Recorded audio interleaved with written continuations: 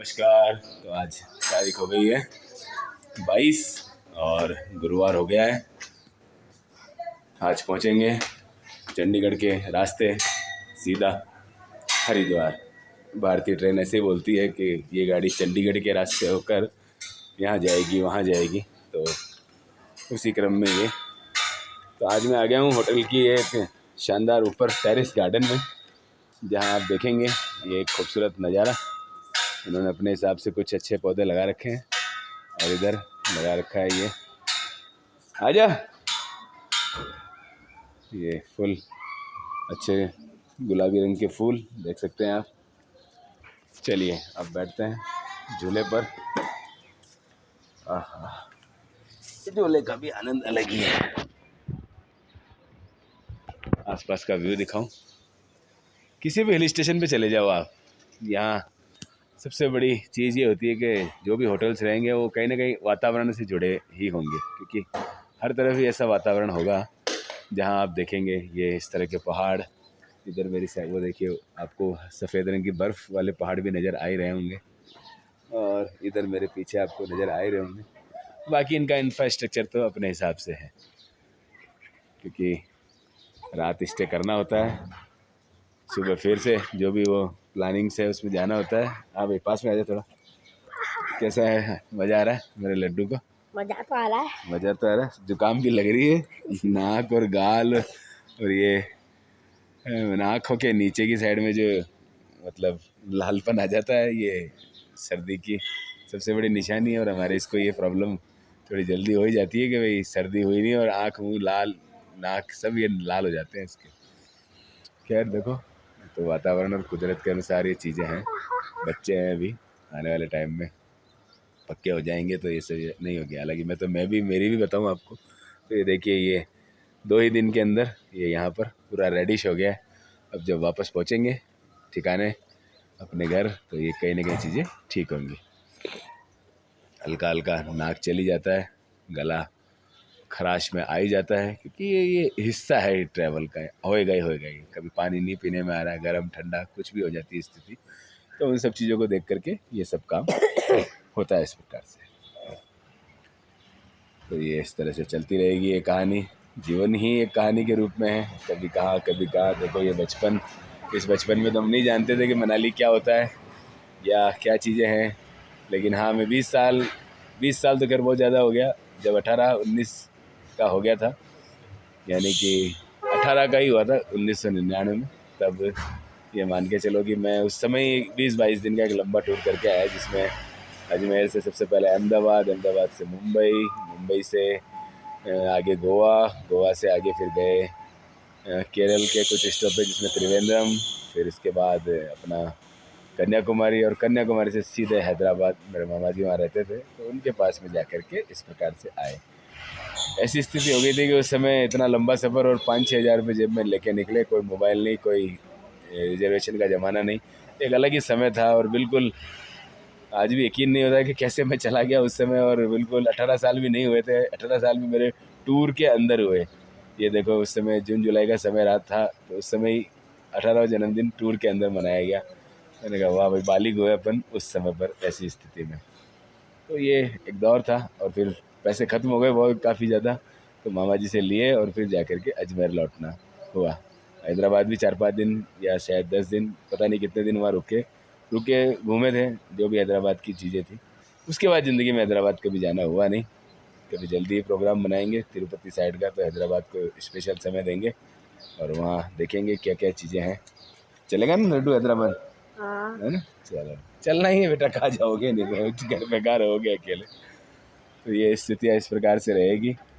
Life का आनंद लेते जाएं और समय मिलते हैं तो घूमते जाएं। तो इस प्रकार से जीवन एक लगता है कि भाई चलो कुछ नया हो रहा है, वरना एक जैसी लाइफ में कभी कभी बोर हो जाते हैं, तो घूमना वास्तव में बहुत ज़रूरी पड़ जाता है। देखिए इस तरह से झूले का आनंद लेते हुए हल्का हल्का झूला चल रहा है, आनंद आ रहा है। और इस आनंद के साथ ही आज हरिद्वार पहुंच जाएंगे। कल स्नान करा के माता जी को, बहुत बड़े समय से उनकी दिली इच्छा है कि, मतलब मैं इतना सा था तब से उनकी इच्छा है, मगर वो पूरी नहीं हो पाई। बस प्रभु से यही निवेदन है कि कल उनका गंगा स्नान हो जाए तो कम से कम एक 40 वर्षों का जो अकाल है गंगा जी में स्नान करने का, लगभग 35-40 साल का इंतज़ार जो है वो पूरा हो जाए। क्योंकि देखिए अजमेर से हरिद्वार दूर नहीं है, बहुत ज़्यादा दूर नहीं है, 600-700 किलोमीटर के लगभग दूरी है, पर कभी कभी उसको पार करने में इतनी इतनी दूरी हो जाए, इतना समय लग जाता है कि इंसान सोच ही नहीं पाता कि कितना हो गया। वरना केवल 12-13 घंटे का रास्ता है और स्पीड से ट्रेन जाए तो 8-10 घंटे 9 घंटे में ही पहुंच सकता है। लेकिन वही है ना, कहीं कहीं 2 मकानों में इतनी दूरी हो जाती है जितनी शायद अमेरिका और भारत में नहीं हो। समझ गए होंगे आप मैं क्या कहना चाह रहा हूँ। यानी जब दिलों में दूरी है तो वो एक घर की दहलीज भी पार नहीं की जा रही, और अगर वही सब कुछ सिस्टम से बन जाए तो आप मान के चलो कि वो सब कुछ बहुत आसानी से क्लियर हो सकता है। यानी कि हमारी परवरिश या जिम्मेदारियाँ इनकी वजह से माता पिता जा नहीं पाए, कभी भी इच्छा थी कि भाई कभी हरिद्वार स्नान किया जाएगा। वो इस बार इस टूर के साथ में मैंने 100% लक्ष्य लेकर के ये किया था कि नहीं इस बार तो ये काम होना ही होना है, वरना तो सीधा वापस चंडीगढ़ से ट्रेन आ जाती है और अजमेर आ जाते हैं। पर फिर वही मलाल रह जाता है कि यार नहीं, क्योंकि वो पर्टिकुलरली हरिद्वार के लिए निकल ही नहीं पा रहे थे। पता नहीं क्या सिचुएशन बने जा रही थी, पिछले 4 साल से तो मैं स्वयं देख रहा हूँ। पर अब शायद ऐसा लग रहा है कि आज ये काम पूरा हो जाएगा, और अगर काम पूरा हो जाता है ये तो कम से कम एक सुकून मिलेगा जीवन में कि हाँ अब हम इस प्रकार से ये जो टारगेट लेके चले थे वो हो गया। तो मनाली रोहतांग के सफ़र में ये सब कुछ होता हुआ। हाँ भाई बाबू भाई आ गए आप? हाँ कैसा आनंद आ रहा है, नाली धोलिए। हाँ चलो तो हम तीनों यहाँ विराजमान और इसका आनंद ले रहे हैं। तो बस यही है बातचीतें, ये जीवन के कुछ अनुभव और जीवन की एक जो जर्नी है इसी के साथ चलते रहना होता है। अपन अपने लिए तो बहुत कुछ करते ही हैं, कुछ माता पिता के लिए, संतान के लिए, अपने अपने सबके जो फ़र्ज़ हैं बस ये पूरे हो जाए तो लगता है कि हाँ वास्तव में अपन सिर्फ उठ के जीवन में मतलब उठना खाना पीना सोना यही नहीं कर रहे हैं, कुछ और थोड़ा सा कर पा रहे हैं जिससे कहीं ना कहीं दूसरों से शाबाशी मिले न मिले या दूसरों की अपने को प्रशंसा हो न, दूसरों से प्रशंसा का कुछ बैठे ना बैठे, लेकिन हाँ एक मन में संतुष्टि जरूर है कि चलो यार किसी के चेहरे पर अगर हंसी आ रही है, अपने के चेहरे पर हंसी आ रही है और उनको खुशी मिल रही है, तो वो एक अपने आप में एक अचीवमेंट है। या यूँ कह सकते हैं कि आप भी अपने किसी अपने के लिए कुछ ऐसा करते हैं और वो कहता है थैंक यू, या उसकी आंखों से दिखता है कि हाँ आपने उसके लिए कुछ ऐसा किया है जो थोड़ा सामान्य से अलग है, तो कहीं ना कहीं एक खुशी झलकती ज़रूर है। और यही रिटर्न है कहीं ना कहीं आपको वापस आता है। क्योंकि मैं जब छोटा था इसके जितना शायद 7 या 8 साल का ही रहा हूँगा, हालांकि ये 10 साल का होने जा रहा है, तो मुझे माता पिता वैष्णो देवी लेके गए थे। मेरी 3 बहनें और उनको छोड़ करके सिर्फ मुझे लेके गए थे। हो सकता है 4 जनों को 4 बच्चों को एक साथ ले जाना नहीं होता, और उसमें भी मेरे साथ दुर्घटना घटते घटते घट ही गई थी, लेकिन ईश्वर ने, माता रानी ने बचा लिया। अदरवाइज़ पता नहीं क्या हो सकता था, शायद आज ये वीडियो नहीं बन रहा होता मेरा।